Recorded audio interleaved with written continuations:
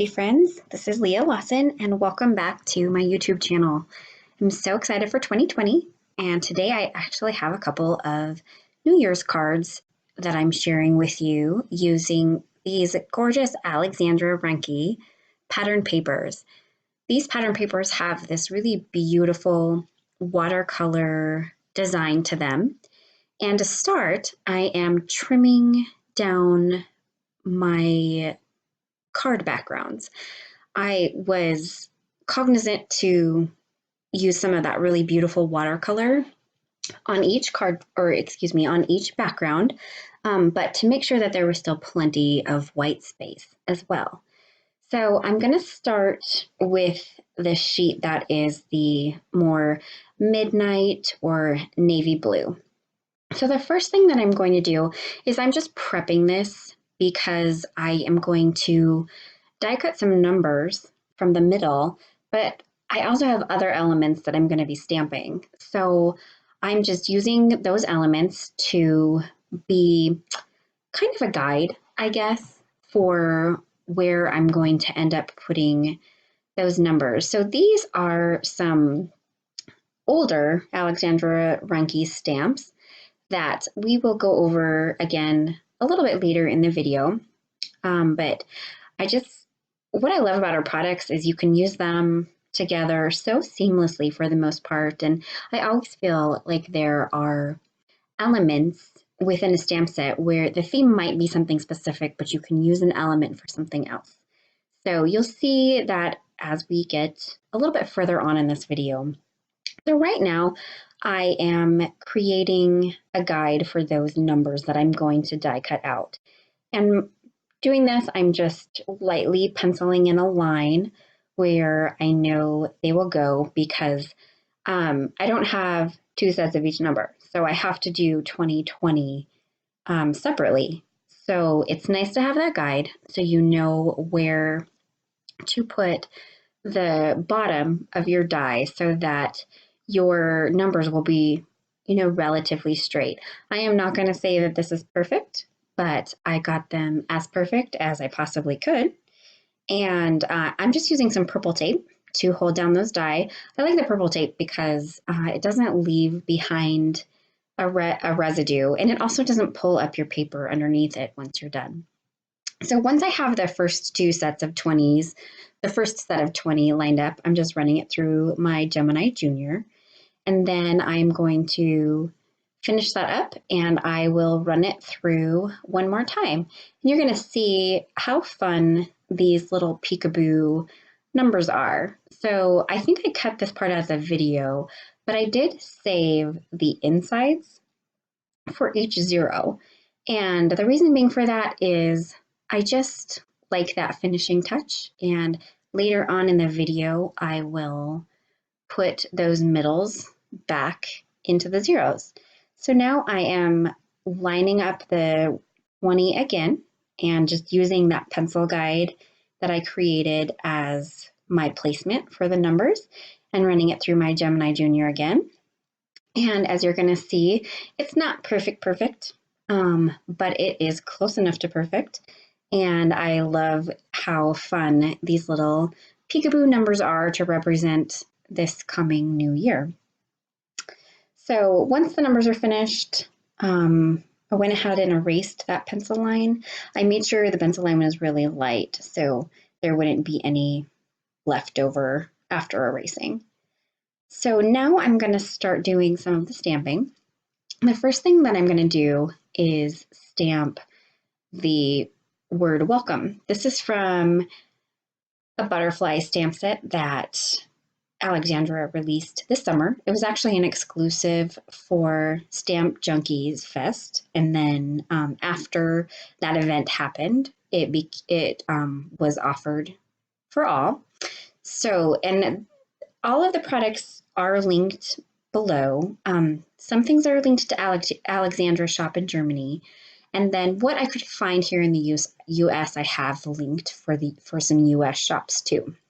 So if you are interested in being able to access Alexandra Renke products a little bit easier, just be sure to start asking your favorite stores, whether they're brick and mortar or online, to carry her. So that's really the only way that we're going to get more of her product here in the United States. Okay, so we're moving on to what is probably the funnest part of these cards. So this little like watercolorish looking stamps is from a Christmas stamp set from last year. And technically mistletoe is supposed to go on top of it. But I actually found that it kind of worked perfectly with this watercolor paper. And so I'm just loosely, kind of messy, inking up this stamp with some embossing ink. I did not use a powder tool because I actually want some of the remnants of the embossing powder to stick here and there because I want to give it that same kind of messy feel that the rest of the paper has. If you notice, next to the purple, there is a little bit of gold that has kind of that spray mist feel. And I wanted the embossing powder to have that same look, that same feel. So it kind of stuck a little bit. So I did take a brush and I brushed off some areas that I didn't want the gold embossing powder to be. Specifically the sentiment, I forgot that I had used a hybrid ink, which was partly pigment. And so it hadn't 100% dried, so some of the embossing powder stuck to that stamped welcome word. All I did was just brush it off, and then now I am heat setting that gold embossing powder. And I just love how this turned out. That stamp has like these perfect imperfections or just that lighter tone that gives it that cool watercolory, not, just not like solid and perfect. So I really am excited with how this turned out, and just adding that extra gold shine with the embossing powder, just a perfect touch to me anyway for New Year's Day. So that is how it turned out. And I think it's a really fun technique and something that I think you'll like trying out. So at this point, it is time to start putting card number 1 together. So I am just creating an A2 card base from some navy cardstock using my Scor-Pal. As you can see, I've had that guy forever. I've had him for, I think, well over 10 years. So, but still going strong. So it's okay that it's a little bit stained.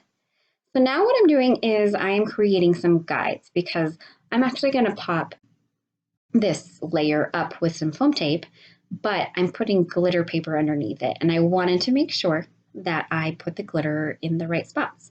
So I just created some pencil guides, and now I just trimmed down a strip of glitter, and I'm using some tape runner to place the glitter paper using those pencil guides so that my glitter paper, will cover underneath those lovely numbers. So off camera, I went ahead and got all of the foam tape put on there. Normally I would use a full panel of foam, but because I was doing those peekaboo numbers, I had to use strips. So that's just some 3M foam tape. I'm also actually trying to get rid of it because if you notice, it's kind of yellowing. So I think it's time for a new roll and one that's a little bit newer, I guess. So as I mentioned previously in the video, these are those insides that I saved, and I just added a couple of thin strips of that foam tape to the backs, and I just like the little bit of detail that adds to the card. So the final step for this card is I'm adding these really cute stars. This is an Alexandra Renke die that I think is fairly new. I think it was from her Christmas release this year, and I love that it has the solids, and then it also includes the outline for each of the 3 different sizes of the stars. So I had them pre-cut from a previous project, so I'm just using the ones that I already had cut, and I'm using a couple of outlines and a couple of solids. So this is just some ThermoWeb mixed media adhesive that I have put into a thin-tipped Derice applicator bottle. And that is how I am adhering down those outline stars. It will dry clear if some happens to seep out, but it also is a really good strong bond. And then for the more solid stars, I'm just using a little foam dot and popping them up. And then the very final step for this first card is I'm just adding a couple of iridescent jewels to finish off the stars to make them a trio. Because if you know anything about me, you know I like to accent in threes. So those jewels are just from a local Michaels store. So you can really find them at any local Michaels. Okay, so now we're going to actually get started on the second card. So the first thing that I'm going to do is I'm going to die cut the Best Wishes or die. This is also from Alexandra Renke. It's a fairly new die. And I'm going to die cut it from gold glitter paper. When I'm using intricate dies like this, I always add a metal shim to my cutting stack. Just because I feel like it cuts better, and I've mentioned this in a previous video, but glitter paper is malleable. And so I just feel like it cuts through that glitter paper and makes it a little bit easier to extract from the block that I cut it from. Then I'm also going to die cut the same die from heavyweight white cardstock. This is 130-pound Cougar white cardstock from Cut Cardstock. And then I'm going to stack these. So I am only showing it being die cut once, but I actually off camera did die cut it twice. And then I also adhered the two white cardstock layers together with some zig glue. This zig glue right here, actually. And with the white ones already stacked, I'm just going ahead and showing I'm going to stack that gold glitter layer to the top. And what I love about zig glue is it gives you time to make sure, intricate dies like this, it gives you the time to make sure that you don't have any white pieces peeking under. You can make sure that you can get all of the thin little detail-y pieces onto, glued onto the white top. And then once it's glued, it's a really good bond. So I went ahead and I did that same gold embossing technique to the purple watercolor background. And now I am just going to take these numbers. I believe this stamp set is called Number Diary or Diary Numbers. It's great for calendars or planners, those kind of things. But because it had the 20 in it, I also found that it was perfect to add the year 2020 onto this card. So it took a little bit to get those numbers nice and straight. So I just took a little bit of extra time to make sure that I was getting them on there perfectly. And I'm just going to use some ONYX Black VersaFine to stamp the first set of 20s. Yes, correct. And then just move the paper over a little bit. Might need to adjust it a couple of times, and then you can stamp that second 20 on there to give you the nice 2020 year. How exciting is it that we are in a new year? We're in a new decade.